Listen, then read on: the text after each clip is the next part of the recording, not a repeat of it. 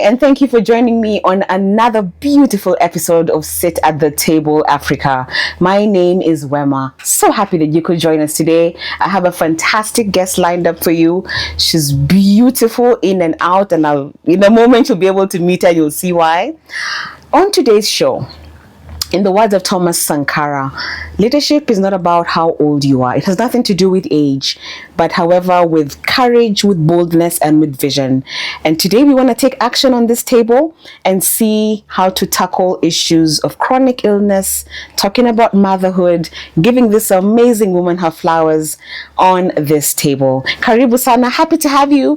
Saima, karibu sana. Thank you for accepting our invitation. I'm so honored to be here. Wonderful. Tell us a little bit about who Saima is. Saima is another ball game. Give us a brief introduction. Okay. Yes. Saima is born Kenyan, very mixed heritages, mixed Arab, mixed Congolese, mixed European. We have all these bloodlines running through us. Okay. Born in a Muslim family. Right. Muslim family, strict Muslim family. Right. However, I was born in Mombasa. I'm a coast girl. However, I was raised in Germany. You're a coast girl. Let's pause there first of all. Yeah. Breathe it in and say hello to the coast. Hello, watu wangu wa pwani. Nawapenda All right, sana. now let's continue. Now- You're a coast girl, but you are? But I'm born in Mombasa. Right. However, I was raised in Germany for some time. Okay. And then we came back here when I was in my preteens. Right. So the culture shock was Immense, I can imagine. it was just terrifying. Yeah, it was terrifying coming back here. Okay. And I had no idea because I think I went to Germany when I was very young. I was like 4 or 5 years old. So when we came back here, it was a huge culture shock. And hearing my mom say, "This is actually your home, not there. Yeah. This is where you were born. This is where we come from." Right. So it was a huge culture shock. But it's been a wonderful journey, ups and downs. Yes. But all in all, wow. Wonderful. Kenya is wonderful. Kenya is wonderful. is so beautiful. So you're Kenyan through and through. Through and through, Kenya. Through and through. What? Lovely. Yeah. Absolutely lovely. Yes. And you're a mom? I'm a mom. How many? Only one Yeah. rainbow baby. Okay. I'm so happy to have had that gift finally. Yeah. It took me 14 years Wow. to actually finally have my own, be a mother. Right. Because I always knew, funny enough, I always knew I needed and wanted to be a mother since I was small. Wow. Like I was small, but I knew I wanted to be a mother. I wanted to have a big family. Yes. So things change, whatever you planned when you're smaller and then you become a teenager, then you become a young adult. Right. Things change. Yes. I had a lot of issues, medical issues, and those days are not like our times now. And it was just wonderful to accidentally, Yeah. you can imagine after a 10-year marriage Right. before, Yeah. and getting out of that marriage, a year later, I'm told, no, you're not sick. I thought I was having malaria. And being told, no, it's not malaria, honey. Oh, okay. Congratulations, you're having a baby. Fantastic. I'm like, no, you people are lying. There's got to be a mistake somewhere. Yeah, there's got to be. Yeah. Give me another. No, I literally asked for another test. Wow. I asked for another test and I didn't believe it. I think I did like 20 tests in one night. Just to Yeah, make sure. I did. Yeah, just to make sure. And I still didn't believe it. I think throughout the pregnancy, it was such a high risk pregnancy. Yeah. I was the type of my pregnancy was that type of where you have to constantly spit. Oh, okay. You had one of those ones. I was so dehydrated. Okay. And I had to walk around with oh my goodness. I A had to walk around with a container. Oh my gosh. So there are days when I would literally even stop your mama. Yes. Did you go through this? They're like, no. They're like, no. Yeah. Everyone is different. Yes. And I was like, maybe I've been hit by a car and I'm in a coma. But not the entire 9 months. I hope you were spitting. No, Just not the whole 9 months. Okay. However, it was so difficult. Yeah. It took 7. I'll never forget it. those days I had, you remember, I don't know if you remember, there was an app that used to track you from the time of Yes. My- Conception to the time you give my birth. Yes. colleagues at that time where I was working. They said, look, just put this app and it will guide you until the day you have the baby. Yeah. And I had that app. And I'll never forget it because it has everything, right? Okay. What was the name of that app? Pregnancy something, I don't remember. That was, wow, that was like 11 years ago. And it said, the day I remember I was able to get up, because it was such a high-risk pregnancy. Honestly, it's really bad to say it because I love my daughter. Yeah. She's beautiful. Yes. Yeah, but there were times I wanted to give up. It was that critical. I would spend even 16, 17 times a day just vomiting. Not even water could get down my stomach. So the first 7 months, it was 7 months, I'll never forget it, 7 months, 8 days of vomiting. Non-stop vomiting. Non-stop. Every 4 days, I had to be put back in hospital to get hydrated. And I was losing weight instead of gaining weight. Correct. Yeah. But I'll never forget because it reached a point where I think due to us women, how we are, everybody has their own experiences with pregnancy, but there's the craving. There's the cravings, and then there's the emotional stuff that you go through. And that time, you see, I was having a lot going through because where I was, I couldn't work anymore because of being so sick. Yes. So you can imagine, I'm no longer working. I'm homeless and carrying a baby. I'm a single mother. And you have so much emotion, so much mental trauma you're going through. And I remember my friend came from Mombasa, one of my best friends from Mombasa. We grew up together with her. She's just amazing. Yeah. And she said, I can't do it. I can't listen to you on phone vomiting constantly and nobody's taking care of you. You're all alone. And she came, and I'm telling you, it was like, I think this baby needed to go home. The moment we stepped on that bus to Kafika, the spitting literally stopped. Oh my goodness. The embarrassment of walking around with that container. Because, sometimes you'd fill it with cotton and you have to throw it. The cotton is not working because even the smell of the damn cotton is making you I am so sorry. nauseated. I totally get So what you're another saying. lady told me, nakwambia nilikuwa nasimamisha wa mama. Hey, nilikuwa nasimamisha wa mama. You didn't look for the barabara. stones? Maybe they would help? No, I looked You at tried the them. stones? No, I didn't even try them. I just looking at them, I felt nauseated. So another lady gave me an advice. She said, put sand. Where? In the container. Okay. Instead of the cotton. Right. Put sand. It made it worse. It made it worse. least you I tried. couldn't get a break. Yeah. But I'll never forget how all of a sudden, and that is the thing that was dehydrating you more. Yeah. And back at that time now, you can imagine I don't have a job because I'm so sick with this pregnancy. Right. I don't have medical. I have I didn't even know where to go to get treatment. But the moment I reached Mombasa, Mtito and Day, just the warmth of being in that area. Yes. Number one, the spitting stopped. Okay. Number two, the nausea started stopping. We reached Mombasa. I went to stay at my friend's house. Right.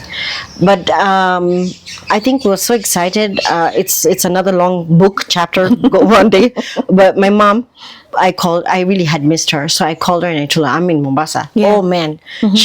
She came running. Yeah. So we went there, went straight, like my skin had fish scales, Wema. Fish scale. I looked like a worn out mermaid or something. I don't know how. Like it was crazy. I've heard women always talking about how amazing pregnancy is. Yeah. And you're like, No. where's my experience? Where is my amazing one? Yeah, like I was always asking God, okay, God, I know I did an accident. I know this is not what your will was, Right. but I've been crying for a baby and now Yeah. you've blessed me finally. You see, the thing is, I was told I'd be barren. I had issues. I had issues with my uterus for so long since I started my womanhood. Can Yeah. I say that? Womanhood? Yes. And I was always in hospital. First 2 days, it's so bad to the point like I can't even get up. I have to go and get injections, pain injections. And I remember what? So you were told you were not going to be able to get a I baby. was told I'm not going to get, because there was what happened in the early, oh my goodness, yes, people will know we're ancient legend, our ages. So those days, there was a time in the early 2000s, I think, about early 2000s, the issue with my uterus was so severe. I had blood issue for a whole year. The hormones were so out of place. Yes. And I ended up having to go to India to get it sorted out. And I think here in Kenya, I spent over 80,000 just in medical bills. At that time, it was very expensive those days, Yes, it is. And nobody was giving me the right diagnosis, the right treatment. It's just temporary surface treatment. And it's like, I think women do go through a lot because you're crying out to these doctors. Yes. And you're trying to explain the pain and the condition you're in. And it's like sometimes you feel you're being dismissed because they just want to give you a quick fix. Okay. When I went to India, I carried the amount of medication you'd been using. I promised you it was a whole bag of medication that I was using. And I went to Goa. I went to see first I was sent to the private gyno. Right. He looked at the medications. He looked at them. He looked at me. And that time, Wema, I'm bleeding so bad, like in a jaza bucket. All right? And also remember, you're not becoming thin with it. You're just pure anemia. And you're bloated. Like when I was walking around, people thought I was having twins. That is how humongous I became. And he looked at me and he's like, you've been taking all this for how many years? I said, I don't know. I go to this doctor, that doctor, that doctor. He's like, no. We had a language barrier. I know people look at me and they're like, you're an Indian. I'm like, no, I'm not an Indian. I really, no, you can speak English. I'm like, no, I can't speak Indian. And so the driver I had at that time was such a wonderful cab guy. I'll never forget him. Such a wonderful guy. He was trying to translate for us. Okay. He just took them. He was like, no more. Yeah. You have baby. No worries. Threw them in the trash. And he said, don't worry. Go get tests done in Apollo Hospital. You'll get baby. Yeah. I was like, you stop kidding me, man. That time you're so desperate to be a mom. Yeah. And the worst thing was, you seeing all your friends and your colleagues and new people that you meet and new friends and new women becoming mother after like children after children. My friends were like, girl, what's wrong? What's wrong? Because you're looking at your friends you grew up with. They're on baby number 3, girl. You're still on baby number 0. Yeah. You're like, nitalia sangapi? Like, when will I have that joy? Yeah. You're feeling so desperate. Like, I'm getting older. I want to have that joy. Correct. I said, you'll have a baby. I said, stop making jokes with me, right? So I went through I think I stayed in Goa. I went around India. I went around India that time. I think that was 2011. Yeah, 2011. Quite a while ago. And I went around India. I think I stayed there for about 5-6 months. I'm not so sure anymore. Yeah, we're getting old. Yeah. We have to go back and check our dates. But I know it was 2011. Yeah. I stayed there for about 5-6 months or something like that. And I got treatment. And I came back. And yeah, life happened. The ups and downs. Yeah. Mostly a lot of downs. Yeah, those downs will come to them. But lo and behold, I just couldn't believe it. After a 10-year marriage, I left that marriage in 2013. I had to leave it by force by fire because it wasn't getting me anywhere. Okay. And that marriage was a spiritual battle, actually. It was sent by the devil. So you know what he does. And I'm shocked. Like, I left that marriage and a year later I was told I'm having a baby. Wow. It was by accident. Sorry, God. But I couldn't believe it. I'm telling you, I felt throughout my pregnancy that I was hallucinating. However, when I reached Mombasa, I think it was the weather or something about something shifted. It's, I think, our DNA. Sometimes your DNA, where you're born, it just wants to go home. It wants to go home. And 7 months, 8 days later, I just woke up because I had a lot of issues. When I did go to Mombasa, the spitting stopped on the way. The nausea temporarily stopped on the way. When I came to Mombasa, I told you I had fish scales in my whole skin. Yes. It was so strange. My mom took me straight to Saida Fatma Hospital or something like that. It's very famous. It was very famous at that time. I went to that hospital. I got treated, got ultrasounds. Now the challenge came with trying to eat. I woke up and I was so hungry. Yeah. Oh, finally, at least you could Finally, eat. like Yeah. so hungry. And I tried to eat, and I was just praying, can it stay down? It stayed down, but I went down. Oh. I started getting blood pressure. Like I would get so dizzy after eating, Right. so dizzy to the point I feel so faint, and I had to lay down. Okay. It's I'm telling you, lack of funds is a big thing. Lack of getting medical when you're in a situation where you can't afford it. Yes. It's just by the grace of God. Whatever that journey was, it was by the grace of God. She needed to be born. And there were so many times I almost gave up because I remember flatlining 4 times during that pregnancy. I flatlined 4 times. I know I did. People look at me like, this chick is crazy, but I did. Yeah. I did. I flatlined with this kid so much, and I almost wanted to give up. I was telling God, God, am I having this baby for real, or did I get an accident? Am I in a coma? Maybe in another world? I couldn't believe it, you know? Like it was so bad. And now I'm eating, but I'm fainting after eating. Like my body's going down. Yes. Do you know I suffer for that till today? Like till today, when I eat something, I feel faint. Like when I have a meal, I really need to go rest for like 10 minutes, Okay. or I feel I'm gonna drop down. Okay. So motherhood. Okay. Motherhood. My goodness. Simon, tell us a little bit about your journey with your mom. Oh, So now you have become a mother. Tell us about your journey with your own mother. wow, How has that been like for you? that has been tough. That has been so tough. I love my mom so much. I love my mom no matter what. Yeah. However, my mom, growing up with her, it was, how can I say it and put it nicely, but truthfully, it was tough. It was tough because it was a very abusive childhood. Okay. It was a very abusive childhood. And we were back and forth for so long. We've been back and forth for so long. And right now, I can tell you, we've not even been speaking for like almost 4 years, 5 years, 5 years, I think 5 years.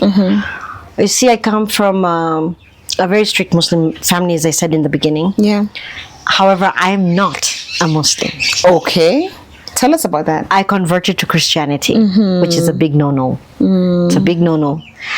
However, growing up with my mom, I never knew we were born Muslim because, as I told you, I was born here, but I was Yeah. raised in Germany. Correct. In Germany, most people are Catholics, and the school that I went to, all I knew was Jesus.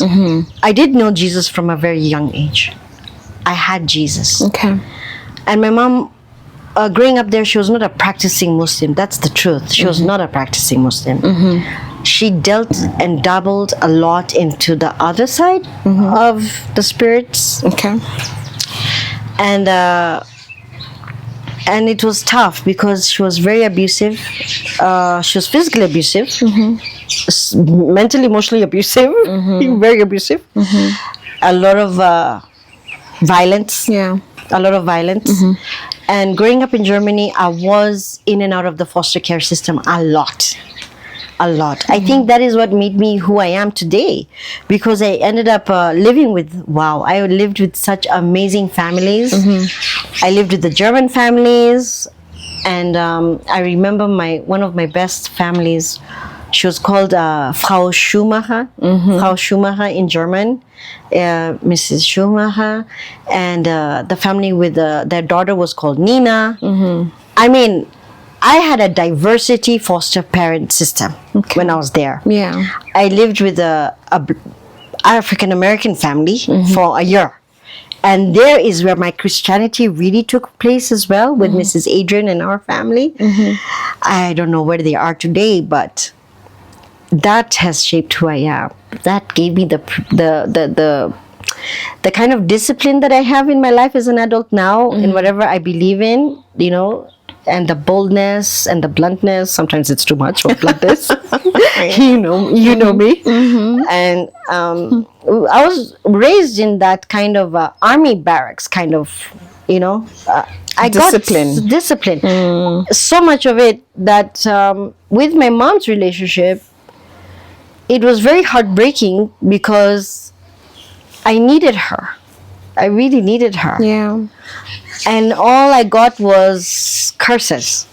Like you destroyed my life, you ruined me, like just curses, like you don't deserve to be alive, I hate you, things like that. Okay. And I had promised myself as a child, that's why I really wanted to become a mother with a big family, is to teach my children that they can be loved. Yes. They should be loved. Discipline is there. The thing that people don't realize is there is a boundary, and the boundary is so thin between sometimes a parent disciplining their child and to the point where it becomes abusive. You're no longer disciplining that child, you're just abusive, and there was a lot of growing up. I had a lot of sexual abuse, a lot of molestations because of the environment we were living in. And that is something I said no. As long as I prayed for my mom to be alive when I have my children and family, because I wanted to show her that you can have children, discipline them, what is real discipline, and love them, and tell them that they're loved, even when you're correcting them. Yes. Tell them that they're loved, like not to the point where you're cursing your kid and telling them, I wish you were not alive, I wish I didn't have you, oh, you're the child of the devil, like we got it rough, like we really got it rough. Yeah. How many siblings were you? We had 3 girls. Okay. 3 girls. I have 2 other siblings. Yeah. But we don't share the same fathers. Okay. Yeah, we don't share the same, and we're all not like, I think with the foundation was so broken. We can't have a relationship with my siblings. And I love my family, and you see, the thing is, they're also in this big delusion, sorry to say, of what they believe in. But we're 3 girls, and my sisters are beautiful. They're beautiful women. They're so beautiful. Yeah. But they're also under the control of whatever force that they have to listen to, right? That's why we can't have a relationship. And when I was younger, and even in my 20s, I had a lot of resentment. Because of growing up in that violence. I was I became very resentful, very bitter. And I had Christ, and I knew I needed to follow Christ. However, there's a part to this story when we were raised in Germany like that. When we did come back from Germany, I was sent to live with my father, who are strict Muslims. Okay. So that is where I had to learn that I'm not a Christian. I'm a Muslim. Yes. I'm a born Muslim. Yeah. So, the mindset starts changing again. But there's a conviction inside here. Yeah. And I started feeling, all right, because I'm not of age. I have no say. Yeah. I have to do what I'm told. I'm going to do what I'm told. Which is amazing. We'll get to that one day, but it's amazing now where all that has come. The knowledge that I have now. Yeah. And what I had to go through then with a splitted, broken foundation.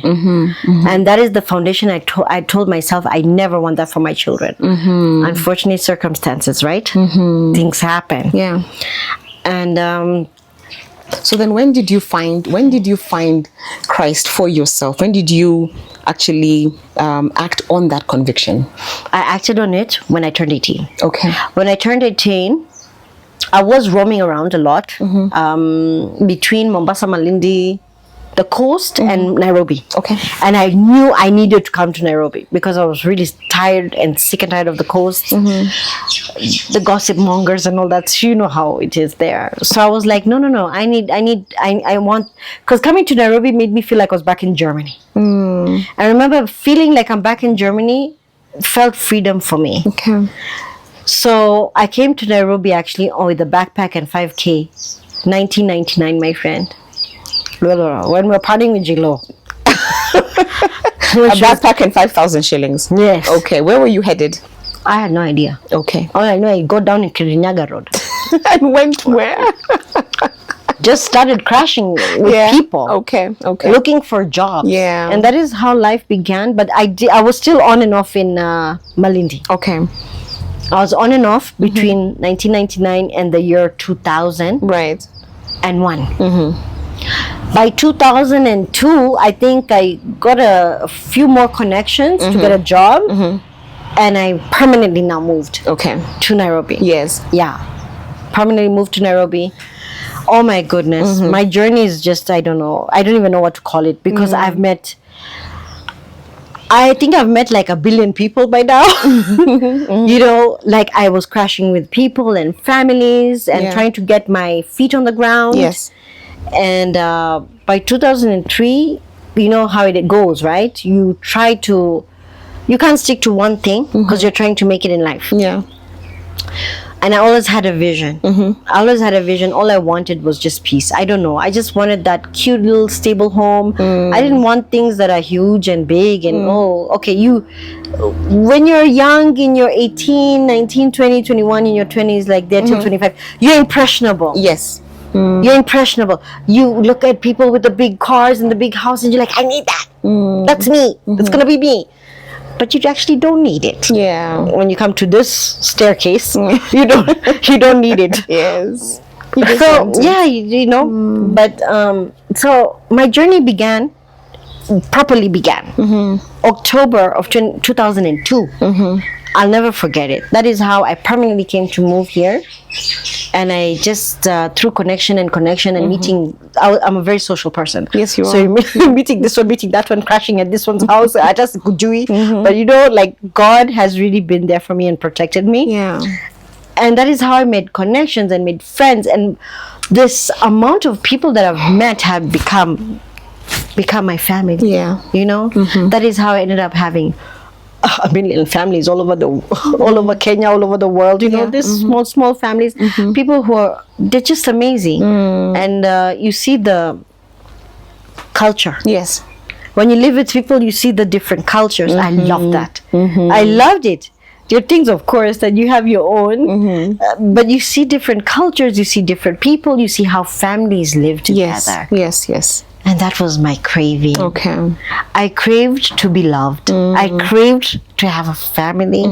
When you're going to stay with people who have a mother and a father and a beautiful foundation for their children, it was amazing. Okay. You know, I had to be like sometimes the person to mediate. Like you'd find my friend took me to her house. Yeah. To stay with them a bit, but you find she's a spoiled brat. And you're like, girl, do you know what you got here? Because if you are thrown out, you're not going to make it. We know what's out there. Yeah. You know, and it's not an easy life. But I really struggled through that, got a job, got stable. And it took me about a year. And I was living those sides of Embakasi. Okay. Yeah. And there's nowhere in Nairobi I don't know now. It's been a journey. Okay. I can't even explain it. It's just been a journey. Tell me, Saima, so I'm happy to hear that you and your mother journey has been amazing. And I love that you love big families. You might not have many children of your own. Maybe one day you'll adopt many. You never know. Maybe that's the route you're going to take. But tell me about your journey with the chronic illness. How has that been like for you? Oh, girl. When was it diagnosed? My first diagnosis with chronic illness, because as I explained to you, I think you know me. It started from the age of 11 when the first womanhood started. Yeah. And that is where a lot of the medical problems have been. And 2018, after the pregnancy with my girl, because of it being high risk and I was not really well treated or taken care of, I didn't have the expenses to be, you know, like with a proper doctor day to day, taking care of you and people around you to, you know. It caused a lot of issues. That pregnancy caused a lot of issues. Girl, I was in labor for 3 days. Wow. I was in labor for 3 days. Chupa ya maji uchungu mbili. To the point I had to be given glucose because my legs were shaking so bad to try and push her out. Yeah. It was like I'm like I told God, the pain is extreme. Like I saw I'm gonna die. I knew, honestly, the 3 days of labor I knew I was gonna die, but I said I don't care. I'm pushing my baby out. Yeah. You know, the nurses where I was, they were like, no girl, we're taking you for CS. I'm like, "Unani ako na pesa ya CS?" I'm pushing. And they're like, okay. It was so difficult. Yeah. And I think fast forward, it brought me a lot of chronic ill issues. The cycle of the periods was really bad. It was really bad. The pain in the body was, the time the pain in the body was so bad. It is around 2016, 2017. I was living in Kikuyu, which did not make it better because of the cold there. And I started feeling I'm getting paralyzed. You know that you're pushing yourself to wake up in the morning to go to work, but the fatigue is intense. Yeah. And I'd still push myself through all the healing because you gotta feed, you gotta put food on the table, you got bills to pay.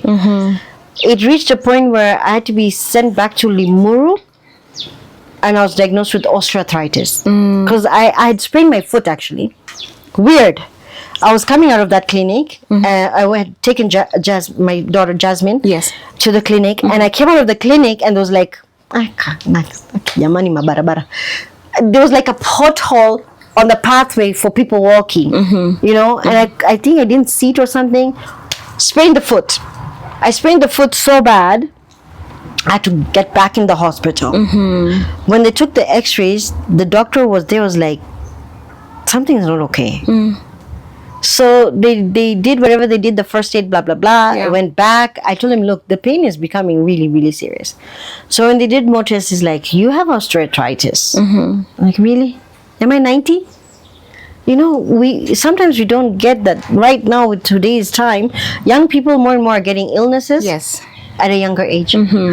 So I lived with that, got on medication for osteoarthritis. You still go through the hustle, but the pain year after year became more.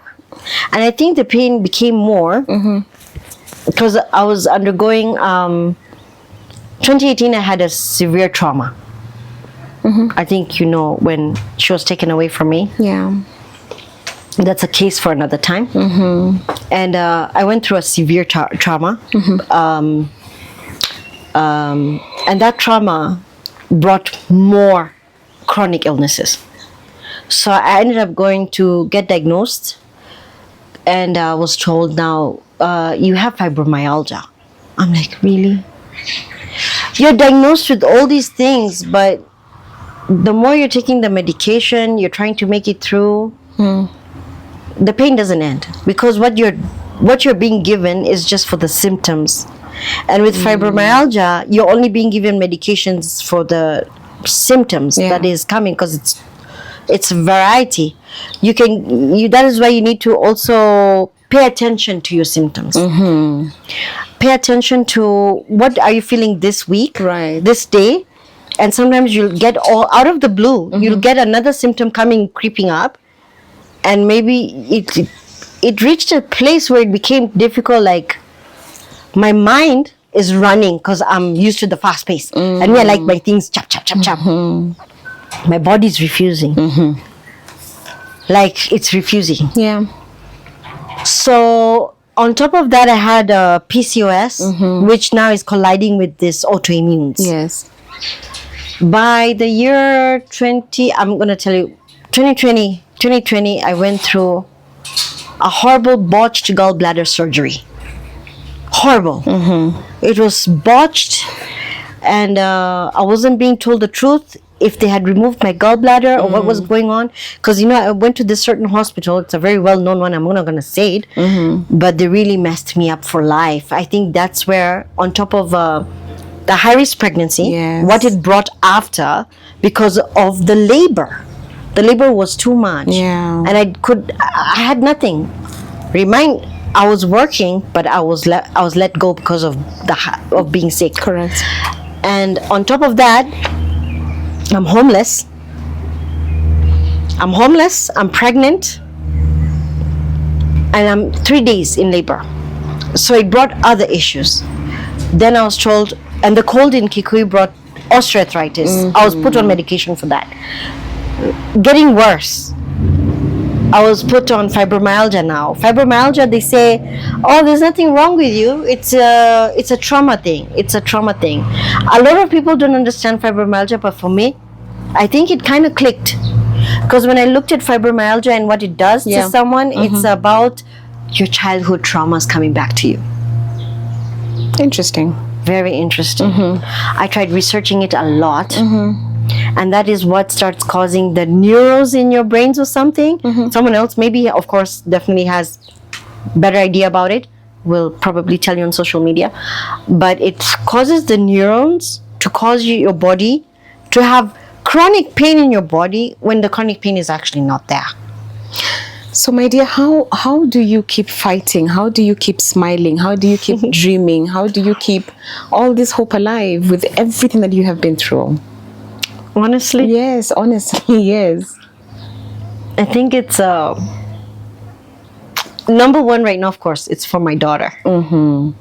It's for my daughter. When I look at every scenario, if I'm not here, and the abuse I went through in childhood, and whatever, also as a young adult, you know, people take advantage of people. Right. A lot of people took a lot of advantage of my situations and the being too kind, too polite. They think, oh, we can use this one. So I did get a lot of. I'm thinking, no way, she can't. I can't allow her to go through that. I don't want the wolves out there with my daughter. No. That keeps me. I gotta do this. Yeah. Even if I can't even make it to the bathroom. Mentally, I'm already in the bathroom. But physically, it's so hard to even get there. You know. And honestly, I'm telling you, Wema, it's Christ.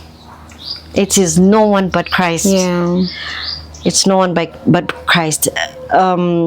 This is probably a topic we'll discuss another time, but the 10 years I was married to, my marriage to this particular person, it gave me a lot of time to study so many religions, because I was still an in and out, like I was a Christian, I was not the right Christian. And it gave me time to study a lot about Christianity, their doctrines. And it really, really is by the grace of God. It's by the grace of God. You know, when people say there's no God, it's in your mind, you're like, what? You can't be here without Christ. You can't.